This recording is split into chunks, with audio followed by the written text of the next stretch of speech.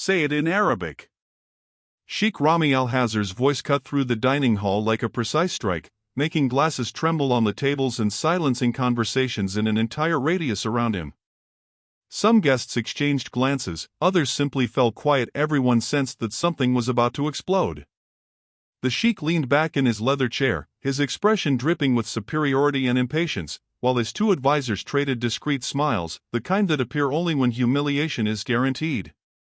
Before him, standing perfectly still like a statue, was the waitress Leah Turner, holding her tray with both hands as if it could shield her from the fierce gaze of the most powerful man in that room. "Go on," the Sheikh said, lifting his chin. "If you really understand what you're serving, say it in Arabic." Muffled laughter erupted from the nearby tables. A growing murmur slithered through the entire restaurant, the kind of collective whisper that announces that a public humiliation is about to unfold right in the heart of New York City, in its most exclusive dining establishment. But what no one there knew is that the spotlight of that night was about to shift. Because the most unlikely figure in that hall, the quiet girl in a flawless uniform, carried a secret that would transform not just that table, but the entire reputation of the man who dared to humiliate her. And when the reversal began, it would be devastating. If you enjoy stories about respect, courage, and unexpected turnarounds, subscribe to the channel right now. Earlier that night, the Regalia Prime, Manhattan's most exclusive restaurant, pulsed with the steady glow of diplomats, CEOs, and global leaders. It was the kind of place where every gesture seemed choreographed, where etiquette was a second language, and where discreet security watched every movement. Waitress Leah was on her shift, performing her flawless routine, aligning crystal glasses, confirming high-profile reservations, checking the temperature of rare wines. She had worked there for 4 years, always quiet, always professional, always invisible. Until the glass revolving door opened and, as always, everything changed. Sheikh Rami Al-Hazar walked in. Tall, imposing, followed by his two advisors. A man accustomed to being served before he even asked. A frequent client, known for testing the patience of anyone who attended to him. In a globalized restaurant, I should be served in my own language. Leah approached him, already tense, ready to serve. And, as always, the provocations began. "You pronounced it wrong. People who serve should at least try to understand the menu." His advisors snickered quietly. Leah kept her posture because there was no alternative. Her dignity was being tested in front of everyone. The Sheikh lifted his chin again, pleased with his own performance. "Enough for now." Leah stepped back with the tray pressed to her chest, trying only to continue her shift, as she did every night. To her, he was just another difficult customer. Another silent humiliation. Nothing she hadn't endured before. But what Leah didn't know, and what no one in that restaurant could ever imagine, is that that night was about to become an unforgettable chapter in everyone's lives. If you're feeling like something big is about to happen, write in the comments, "Plot twist." The restaurant followed its elegant rhythm, with crystal glasses chiming and discreet conversations about million-dollar investments. Leah Turner moved with the precision of someone who knew every corner of that dining hall, gliding between tables, orders, and quiet observations. But the table of Sheikh Rami Al-Hazar had its own atmosphere, heavy, silently tense, as if every detail there carried far too much weight. The two advisors accompanying him remained alert, exchanging quick glances while the Sheikh scrolled through notifications on his phone. Until the inevitable happened, the Sheikh's phone vibrated. He stood up and stepped away discreetly to answer, likely a personal or family call. Suddenly, the table was stripped of its authority. Only the two advisors remained, and Leah, who approached to collect empty glasses and reorganize the table for the next service. It was a simple, routine, mechanical movement until she noticed a shift in their conversation. They were speaking lower, closer, faster, and in Arabic, certain the language protected them. Leah didn't understand why she stopped, she just stopped. A minimal hesitation, brief, like something had sliced through the air and caught her mid-step. But something in their tone, in that careful, guarded rhythm, didn't match the natural flow of the room. Their faces were tense, their words rushed. Leah felt her chest tighten. She didn't know what it meant, but she knew it wasn't meant for anyone else to hear. And yet, it reached her. She diverted her gaze, straightened her posture, and continued working as if nothing at all had happened. But something inside her had shifted, a quiet unease. Then, firm footsteps echoed through the hall. The Sheikh was returning. He sat down, still radiating irritation from the phone call, and immediately searched for Leah with his eyes, not to request anything, but to reassert control. "If you're confident," he said, his voice low and arrogant, "say it in Arabic." Leah froze for a moment. And in that brief second suspended in time, she realized something. Whatever had happened at his table was far from over. And it was only the beginning. The silence that settled after the Sheikh's provocation was not the usual silence of a luxury restaurant. It was a loaded void, the kind of pause that makes even the air feel heavy. Leah stood still for a second that felt like an eternity.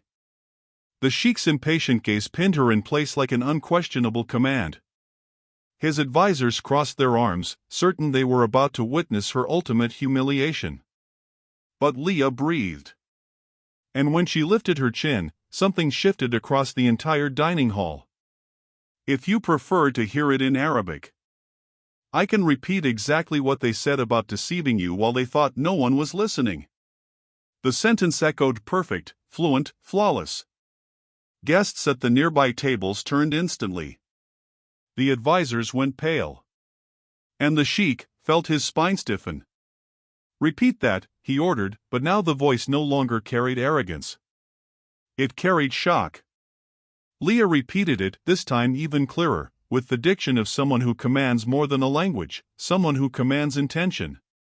The Sheikh leaned forward, as though trying to decipher something impossible. "You understood what they were saying when I stepped away from the table?" The advisors exchanged nervous looks, far too quickly to appear innocent.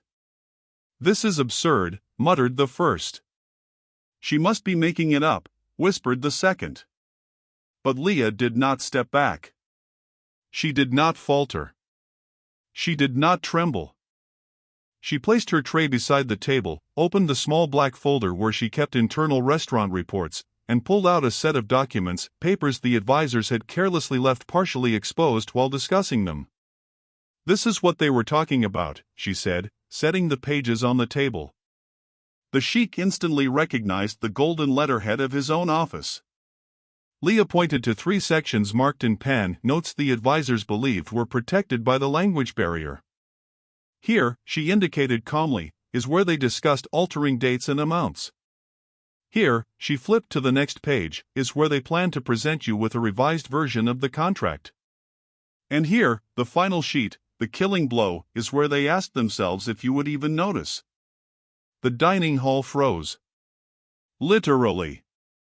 The Sheikh stood up slowly, like a man who feels his world shift beneath his feet. "Is this true?" he asked his advisors, his voice low and lethal. "She's lying. She doesn't speak Arabic that well." But Leah simply folded her hands in front of her and said, with the composure of someone who never sought this confrontation, "If you wish, I can translate it line by line." And it was there, right there, that loyalty crumbled, the mask fell. And the Sheikh realized 2 devastating truths. His men had betrayed him. And the one person he would never have imagined understood every word spoken in Arabic. The silence after the revelation felt heavier than the marble lining the hall. The advisors, once arrogant, now shrank like shadows trying to escape their own guilt. Sheikh Rami al-Hazar remained standing, unmoving, like a monolith on the verge of cracking. "You too," he said, his voice low but loaded with controlled fury, "thought I wouldn't notice?" The advisors tried to justify themselves at the same time, stumbling through fragile explanations, tripping over excuses that died before they could form. But the Sheikh lifted his hand, and that single gesture was enough to silence them. "Leave." It wasn't a request. It was a sentence. 2 security guards approached discreetly. The advisors, now red with shame, were escorted out under the stunned gazes of customers witnessing something rare, the most feared man at that table losing trust in his own allies. When the door finally closed behind them, something in the air shifted. Not exactly peace, but as if a storm had just evaporated. Rami turned slowly toward Leah. There was no arrogance in his eyes. Not even a shadow of it. There was respect. And a depth of astonishment that seemed newly born. "You speak Arabic better than many in my own staff," he said, still processing the discovery. "Where does that come from?"